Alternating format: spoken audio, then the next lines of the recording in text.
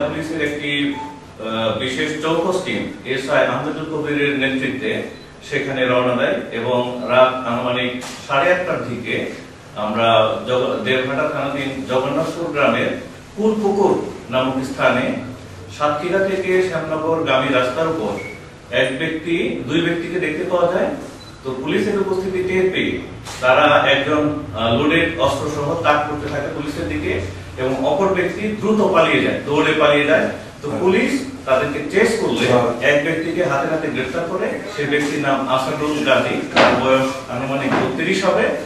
তো তার কাছে তার হাতে লোডেড অবস্থায় একটি পিস্তল পাওয়া যায়, 2 রাউন্ড গুলি সহ, এবং তার ডান পকেটে কষ্টের দ্বারা মোড়ানো অবস্থায় একটি খালি ম্যাগাজিন পাওয়া যায় এবং তার 2 জিন্সের যে জ্যাকেট পরিহিত জ্যাকেটের মধ্যে আরো 2টি পিস্তল ছিল লোডেড অবস্থায় 2 রাউন্ড করে এবং খালি একটা করে ম্যাগাজিন ছিল।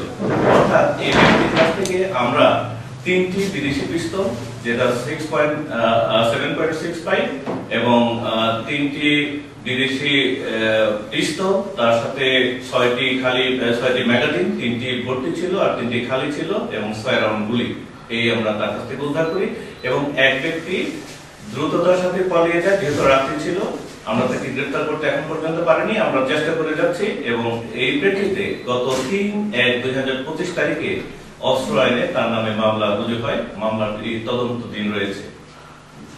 আমরা আশা করছি অতি সত্বর আমরা যে ব্যক্তি পালিয়ে গিয়েছে এবং তারা এর সাথে জড়িত রয়েছে আমরা গ্রেফতার করতে সক্ষম।